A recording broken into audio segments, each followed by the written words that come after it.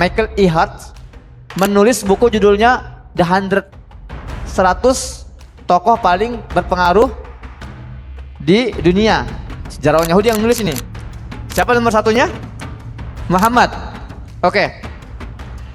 Kita sebagai umat Islam bangga tidak? Nabi Muhammad nomor satu. Padahal kalau kata Jihad Turbani, seorang sejarawan Palestina yang menulis buku tandingan, dia bilang sebetulnya buku itu ditulis oleh Michael Hart itu untuk mencemooh umat Islam. Kenapa? Karena kalau kita lihat 100 tokoh itu isinya itu ternyata mayoritas orang-orang jahat. Hitler masuk situ, Stalin masuk situ, Mao Zedong masuk situ. Tokoh-tokoh jahat yang selama ini merusak, membunuh, itu ada dalam list itu. Siapa nomor satunya? Nabi kita.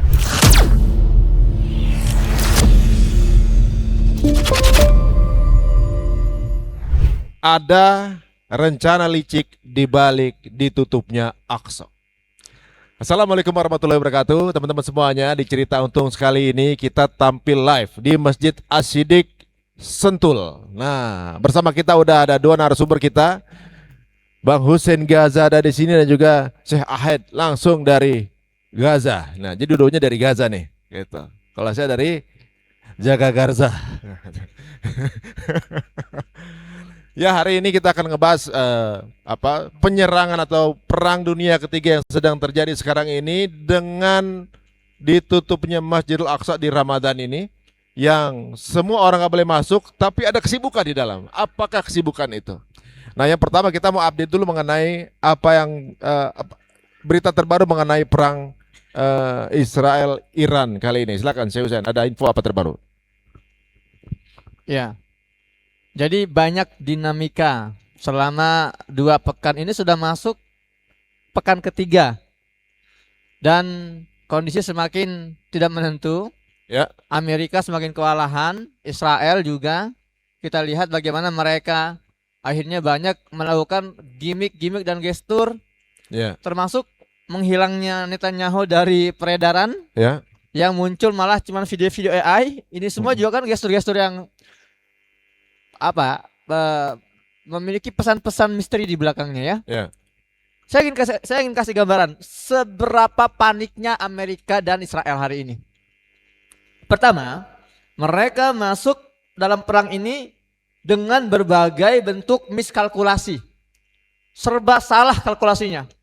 Kekuatan Iran salah. Ternyata Iran itu nggak bisa ditaklukkan sehari 2 hari. Bahkan ini Iran mengatakan kami siap bertempur selama 6 bulan dengan intensitas serangan yang tidak menurun.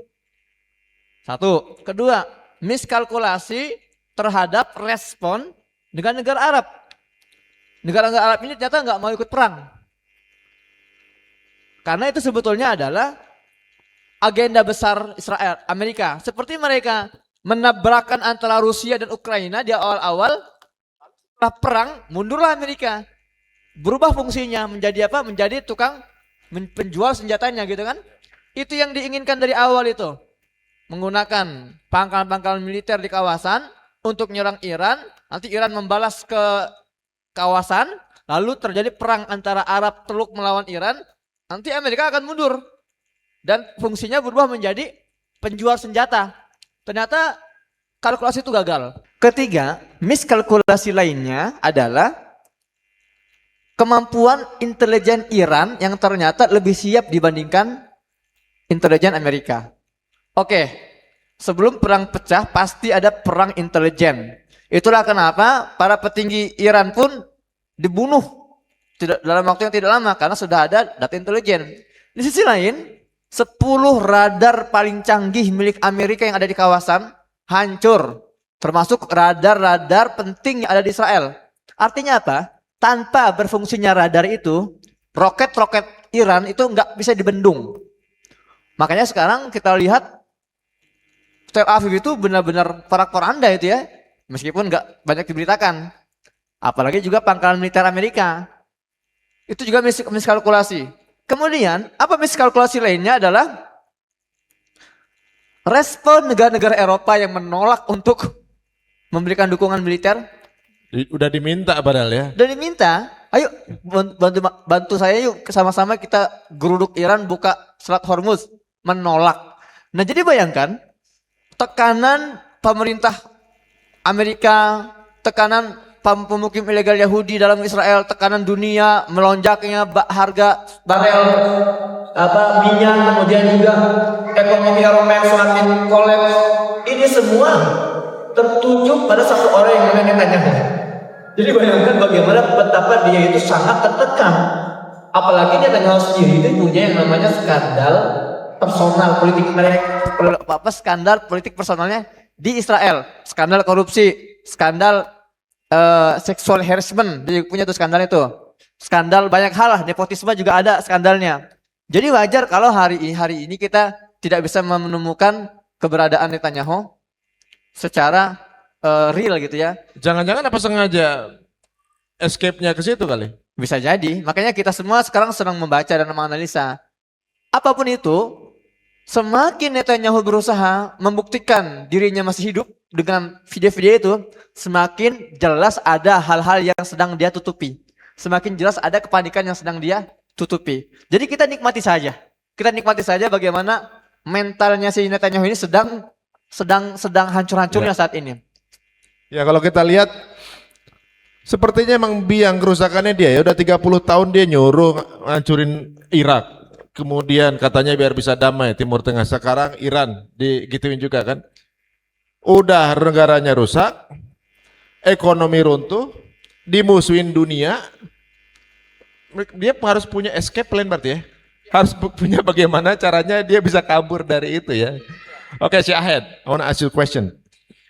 I heard that there are so many protests in Israel as well. They want to put down the Netanyahu and the gangs.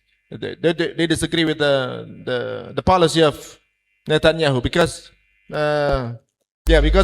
because of him. Kayaknya ada antek Yahudi dekat sini nih.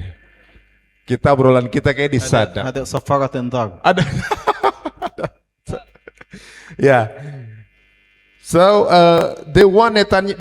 Israelis also hate Netanyahu. It's for some people. For some, how many percent they hate Netanyahu as well. So is this, in your opinion, is he really dead or just escape from the situation? بسم الله الرحمن الرحيم. بداية أنا سأتحدث عن الواقع حقيقة في المسجد الأقصى وما هي المبررات التي يسوقها الاحتلال الإسرائيلي في إغلاق المسجد الأقصى في هذا الوقت. نحن نعرف أيها الإخوة أن الاحتلال الإسرائيلي عنده مخطط هو تهويد القدس والمسجد الأقصى المبارك. هناك مخطط من الاحتلال الإسرائيلي يتعلق بموضوع تهويد القدس وهدم المسجد الأقصى المبارك، وهذا المخطط بعيد والاحتلال الإسرائيلي يعمل له منذ زمن طويل حتى يومنا الحاضر ويومنا الحالي. Jadi teman-teman perlu difahami juga, kita bolehlah menikmati dan mempelajari eskalasi yang terjadi antara Amerika Israel melawan Iran. Kita singkat aja ya, AI melawan Iran gitu ya. Tapi jangan lupa ada masalah juga di Baitul Maqdis yang memang ini juga dimanfaatkan oleh Yahudi. Sejak dahulu kala orang-orang Zionis ini punya proyek yang namanya tahwid atau Yahudisasi. Mereka sudah lama mengimpi-impikan mengubah semua situs-situs kaum muslimin di Palestina, terutama Masjidil Aqsa, untuk diubah menjadi situs Yahudi. Itu yang namanya Yahudisasi. Dan hari ini salah satu langkah ekstrim mereka berhasil di tengah kesibukan kita memantau masalah AI melawan Iran. والاحتلال الإسرائيلي استثمر الحرب على إيران لاتخاذ خطوة خطيرة جدا وهي إغلاق المسجد الأقصى المبارك، وهذا لأول مرة يحدث في شهر رمضان يتم إغلاق المسجد الأقصى المبارك، ويستمر هذا الإغلاق حتى 19 يوما حتى الآن. وقد أعلن الاحتلال الإسرائيلي أنه في يوم العيد سيبقى الإغلاق باقيا للمسجد الأقصى المبارك. Dan Israel ini benar-benar memanfaatkan sekali trafik masyarakat yang sedang fokus ke masalah Iran untuk melakukan satu langkah yang sangat berbahaya yang tidak pernah terjadi sebelumnya dalam sejarah umat Islam, yaitu apa? Penutupan Masjidil Aqsa di bulan Ramadan selama 19 hari. Dan sampai hari ini Masjidil Aqsa yang merupakan amanat yang dititipkan oleh Nabi SAW kepada kita ditutup selama 19 hari. Bahkan Israel mengatakan sampai waktunya sholat Idul Fitri Masjidil Aqsa tidak akan dibuka oleh mereka. وهناك أهداف خطيرة جدا في إغلاق المسجد الأقصى في هذا الوقت. أولها هو الإعلان أن الاحتلال الإسرائيلي يستطيع التحكم في إدارة المسجد الأقصى، فهو الذي يفتحه وهو الذي يغلقه، وهذا الذي حدث الآن. هذا الهدف الأول. الهدف الثاني أنه ربما يقوم الاحتلال في هذا الوقت بتغيير بعض معالم المسجد الأقصى في داخل المسجد الأقصى، ربما تركيب كاميرات، إزالة بعض الأشياء الداخلية داخل المسجد الأقصى، وأيضا عمل إدارة جديدة عندما يقوم الاحتلال بفتح المسجد الأقصى، وهو ما يتعلق بموضوع التقسيم الزماني والتقسيم المكاني للمسجد الأقصى. Jadi ada beberapa pesan yang ingin disampaikan oleh Zionis Yahudi ketika mereka memutuskan untuk menutup Masjidil Aqsa ini. Pertama, sebelumnya kita harus pahami dulu bahwa status quo Masjidil Aqsa ini di bawah pemerintahan Yordania dan pengawasan dunia internasional. Itu harusnya ya, yang berhak untuk mengatur manajemen Masjidil Aqsa sesuai kesepakatan terakhir itu adalah Yordan di bawah pengawasan internasional. Namun penutupan Masjidil Aqsa 19 hari ini adalah pesan dari Israel bahwa kamilah yang memegang kendali. Kami yang berhak membuka, menutup, bukan Yordania, bukan dunia. Ini adalah satu pesan sangat bahaya sekali. Dan kita semua diam atau dibuat terdiam, ini juga bahaya sekali sebetulnya. Kedua, penutupan Masjidil Aqsa ini berarti apa? Ada kemungkinan besar, indikasi besar bahwa sedang ada perubahan di dalam Masjidil Aqsa. Entah mereka mengubah banyak hal, rekonstruksi, mereka mengubah tembok-tembok, mereka memasang kamera-kamera keamanan. Bahkan mereka juga sedang diyakini mereka sedang menyiapkan manajemen baru di Masjidil Aqsa. Maksudnya apa? Sejak lama Yahudi ini pengen banget ada yang namanya taksim zamani, taksim makani. Maksudnya apa? Selama pagi sampai siang dipakai umat Islam, siang sampai malam dipakai orang Yahudi. Itu selama ini yang mereka berusaha wujudkan, dan itu nggak pernah terjadi. Nah, kemungkinan hari ini, kalaupun nanti Masjidil Aqsa dibuka lagi, kemungkinan mereka sedang mempersiapkan ini sehingga mereka bisa menjadikan Masjidil Aqsa sebagai salah satu lokasi ritual sesat Yudaisme mereka. الأمر الخطير أيضا، نحن نعرف أن هناك مخطط لهدم المسجد الأقصى من قبل الاحتلال الإسرائيلي واليمين المتطرف، وبسبب الحرب بين الاحتلال الإسرائيلي وإيران يقول بعض المتطرفين في هذا الوقت، منهم المتطرف مزراخي، يرسل رسالة إلى جيش الدفاع الإسرائيلي المجرم، يقول له يجب أن يتم ضرب صاروخ على المسجد الأقصى، ونقول أن هذا الصاروخ جاء من إيران وهي التي قصفت المسجد الأقصى ودمرت المسجد الأقصى. فهذا مخطط ينم على أن هناك نية عند الاحتلال الإسرائيلي لهدم المسجد الأقصى بأي طريق كان، سواء هم يهدموه أو يجعلوا المسلمين أو يحملوا المسؤولية للمسلمين بهدم المسجد الأقصى وهم الذين يقومون بذلك. Dan di antara salah satu strategi yang sangat berbahaya juga yang sedang direncanakan oleh Zionis ini adalah penghancuran total Masjidil Aqsa. Ketika saya mengatakan Yahudisasi, artinya penghancuran Masjidil Aqsa lalu dibangun lagi dengan kuil Solomon. Dengan cara apa? Seperti yang disampaikan oleh salah seorang ekstremis, rabai ekstrim Yahudi yang namanya Yosef Mizrahi. Dalam salah satu pidatonya dia menyampaikan pesan kepada militer Israel. Dia bilang apa? Kalau saya punya kendali, saya akan bom itu Masjidil Aqsa dengan roket kita, dan kita akan menuduh Iran sebagai pelakunya. Jadi ini bagi mereka adalah dua keuntungan. Satu, Israel berhasil mewujudkan impiannya menghancurkan Masjidil Aqsa. Dua, mereka akan mengadu domba antara umat Islam dunia melawan Iran. Dan ini bahaya sekali. Ya. Memang kalau ngomongin Masjidil Aqsa ya, guys, saya pasti nggak boleh masuk ya kalau ke Aqsa, nggak boleh karena orang Gaza. I cannot. You can enter. No, we cannot. Oh, you can enter. Any Palestinian now in Gaza cannot enter to Al-Masjid Al-Aqsa. Yeah.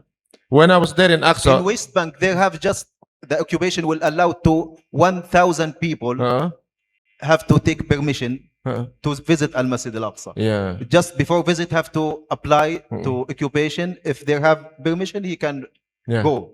But the occupation didn't allow for more. yes. I met some Palestinians living there. Just because he wants to visit Aqsa every day, he changed the passport to Israelis. Yeah. Just because of that only. Jadi Bapak Ibu ini unik ya. Di waktu ada kalau masuk ke Aqsa itu yang jaga penjaganya emang tegang. Ada di YouTube saya tuh. Masuknya sih tegang emang. Tapi lewat dari tempat itu nggak tahu ya. Ada perasaan kayak perasaan ini ya, perasaan apa? Tentram, kayak perasaan pulang gitu rasanya. Emang sih tegang, tapi pas di dalam kayak kok ini ya tenang. Ya, we feel calm, we feel home on the Aqsa, even though we know that the whole world struggling to have that mosque ya. Jadi Bapak Ibu sekalian, Masjidil Aqsa ini bisa dibilang tempat yang paling diperebutkan dunia. Siapapun yang menguasainya akan menguasai dunia, benar kan ya? Waktu zaman Sayyidina Umar, Islam yang berkuasa. Waktu zaman Utsmani juga Islam juga yang berkuasa saat itu. Saat Romawi yang berkuasa. Saat Kristen yang memegang daerah itu, Kristen yang berkuasa. Sekarang mereka Yahudi yang berkuasa. Jadi walaupun begitu menegangkan, tapi rasanya ya Allah indah banget ya. Probably someday we hope that you and your family can enter the Aqsa when Aqsa is free, insyaAllah, in the future to come. Nah, ini menarik ya, berarti sesuatu sedang terjadi di Aqsa. Sesuatu settingan lagi dirubah. Kalau nggak salah mereka ini kan sangat takut kejadian sesuatu di Aqsa. Sekali ditutup banyak yang protes. Dunia protes, dunia udah pada marah gitu kan. Ini sepertinya ada perang. Aqsa ditutup pada nggak ngeh. Ini apa semacam decoy atau pengalihan. Because of the war, nobody noticed that Aqsa is being closed now. Is this the reason? I mean, to have the war, so it is the chance to make Aqsa in our style. Jadi tadi sudah disampaikan juga oleh Dr. Ahed, memang Israel ini memanfaatkan momen perang Iran. Gini teman-teman, gini para hadirin. Dari dulu itu memang kalau kita melihat tabiat orang-orang Yahudi itu seperti itu. Sambil menyelam minum air. Mereka itu banyak melakukan trik dan manipulasi yang selalu korbannya umat Islam. Contoh ya. Tahun 1980-an ada seorang profesor Yahudi, Michael E. Hart, menulis buku judulnya The 100 tokoh paling berpengaruh di dunia. Sejarawan Yahudi yang nulis ini. Siapa nomor satunya? Muhammad. Oke. Kita sebagai umat Islam bangga tidak? Nabi Muhammad nomor 1. Padahal kalau kata Jihad Turbani, seorang sejarawan Palestina yang menulis buku tandingan, dia bilang sebetulnya buku itu ditulis oleh Michael Hart itu untuk mencemooh umat Islam. Kenapa? Karena kalau kita lihat 100 tokoh itu isinya itu ternyata mayoritas orang-orang jahat. Hitler masuk situ, Stalin masuk situ, Mao Zedong masuk situ. Tokoh-tokoh jahat yang selama ini merusak, membunuh, itu ada dalam list itu. Siapa nomor satunya? Nabi kita. Lalu kita karena kita nggak ngebaca, kita hanya baca daftar isinya, kita hanya baca sampulnya, semangat kita. Weh, lihat nih. Sampai hari ini umat Islam banyak itu mengiklankan buku itu. Bangga bagaimana orang Yahudi mengakui Nabi Muhammad sebagai tokoh nomor 1 perubahan. Tapi kita nggak membaca inti dari pesan itu. Bahwa apa? Mereka sedang mencemooh Nabi kita yang disejajarkan dalam list, dalam daftar orang-orang jahat di dunia ini. Nah kan, pertama dia berhasil membodohi kita. Kedua, buku itu laku diborong oleh umat Islam. Tanpa kita sadar, itulah sifat orang Yahudi kebiasaannya. Mereka memanipulasi dan kita nggak sadar. Sama seperti hari ini kan. Mereka memanfaatkan berbagai momen yang bisa mereka manfaatkan, maksimalkan. Untuk apa? Mengambil keuntungan mereka dan menginjak-injak harkat dan martabat umat Islam yang dalam hal ini adalah ditutupnya Masjidil Aqsa selama 19 hari sampai detik ini.